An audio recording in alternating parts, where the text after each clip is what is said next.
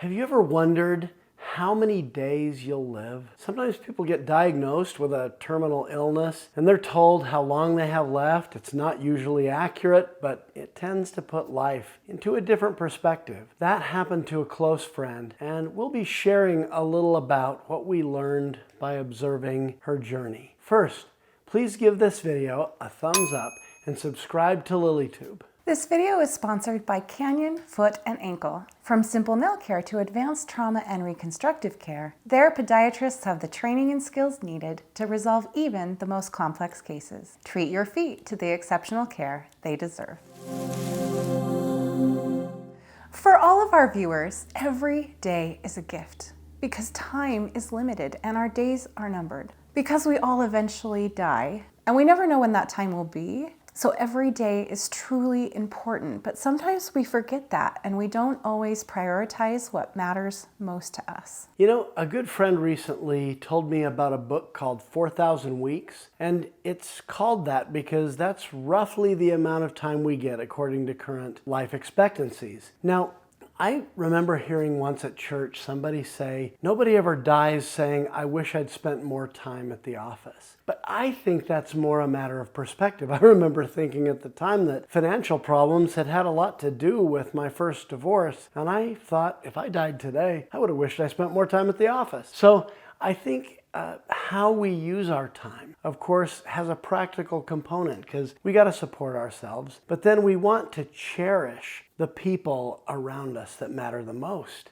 So a little bit of perspective on that. Also, I had a really good friend, Dr. Doug Denny's, who died this past year. He was a great doctor, and he was a person who was full of life. I mean, he would run these 100-mile races and stuff like that. Well, the crazy thing about this is Doug was born with a congenital heart defect, and he had to have open heart surgery every few years to keep things going. And it had gotten to a point where it had been pretty serious.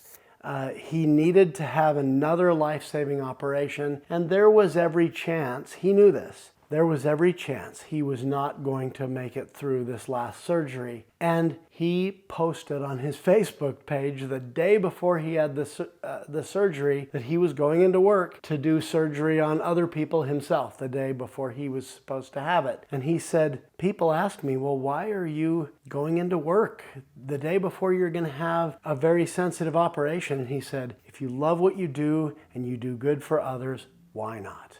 And I thought it was a really cool perspective. And then, unfortunately, he didn't make it through that surgery. So he spent his last full day on earth serving other people. You know, it's possible that he might have felt like our friend did, where he didn't want to live like he was dying. He wanted to live like he was living. And then if the end comes, the end comes. Right. I think he wanted to do what he loved, and he became a doctor because he wanted to help people. So what do we not have time for? Office politics and water cooler gossip, resentment, fault finding, anger, and revenge. How much time do we spend plotting or hoping that someone else is hurting because they hurt us? Terry Crews said, you can have either success or revenge, but you can't have both. He's right. So Kathy, what else do we not have time for? Pining over losses, waiting around for the right person to just show up in our lives. Singles, what you really want is a joyful connection and lasting love. Don't delay your efforts to find that for yourself. Make it a priority. You don't know how long you may have left on this earth, and you want to live life as fully as you can. We want to talk about one really special young woman who was single into her early 40s, and her name is Emily. She was whole and content on her own. A really good example of happily single. Yet when she got married for the first time in her 40s, between chemo treatments, that marriage brought her so much joy in the last 2 years of her life.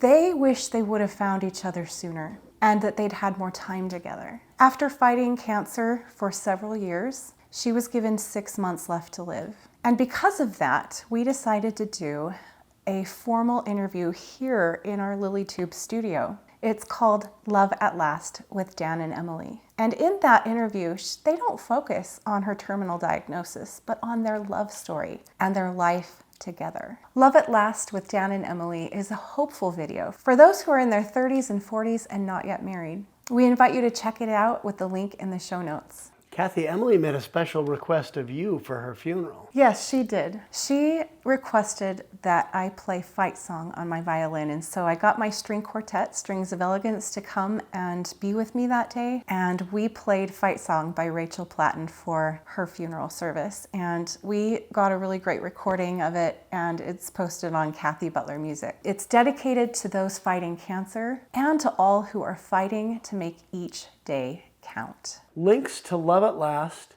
Fight Song, and a link to our new Courting with Confidence course are provided in the show notes. Now, couples, if you're already in a committed relationship, let's make it an absolutely joyful and amazing relationship as much as possible. Every day is a gift for your marriage. Use them all wisely. Emily was given 6 months left to live. She and Dan ended up getting 2 years as a married couple. Every single day that she lived past that 6 months was a gift, an absolute gift to us and to her and to them. She hated the song, Live Like You Are Dying. Absolutely hated it. She thought that was the worst way to live. She lived her life with her friends, at work, with her husband, and she did as much as she possibly could with that blasted cancer, however much it would allow her to do, until it wouldn't anymore. And then she had about a week or two at the hospital and on hospice before she passed. And it was only then that she started planning her own funeral, which was beautiful. We also experienced in our family a loss of my youngest son, Henry, at age 24, just a little over a year ago. He kind of lived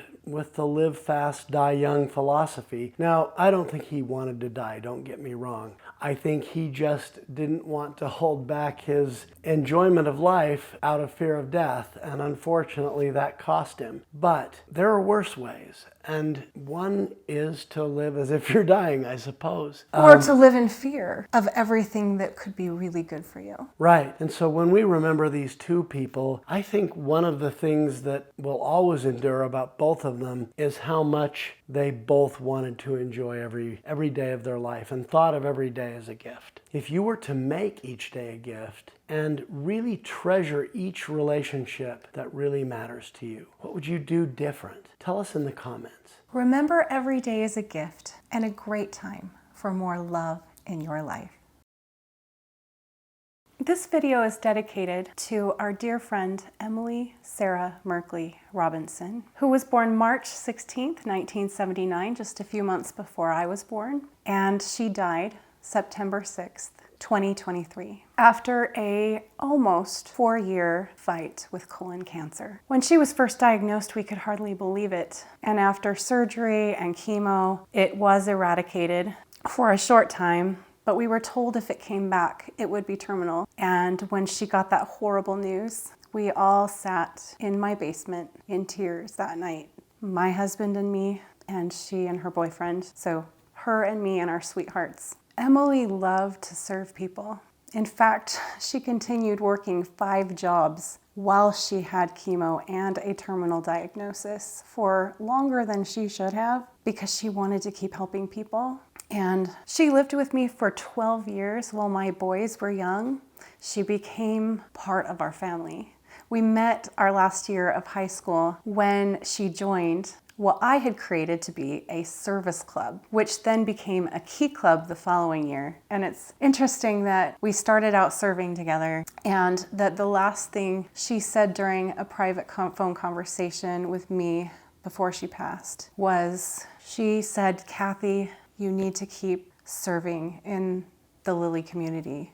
The world needs Lily." She said the single members of our faith have been underserved for far too long, and they need this. And what's really interesting is when she was single, I don't think she thought she needed it. But when she got married, her perspective changed. And she was so perfectly matched to her husband. And they came into each other's life in a pretty unconventional way, and if you watch Love at Last, you'll find out how. But most of us, in order to have that kind of love in our life, we have to be intentional about it. And that's really what Love in Later Years is all about. So We hope that you'll join our Facebook group, that you'll go to loveandlateryears.com and sign up for our free weekly Lily letter, and that you'll continue watching here on LilyTube and even find LilyPod, which is our weekly podcast, over on your favorite podcast app. Let's honor Emily by continuing to allow us the opportunity to serve you with love in later years and intentionally creating the love that we want in our lives while we are still here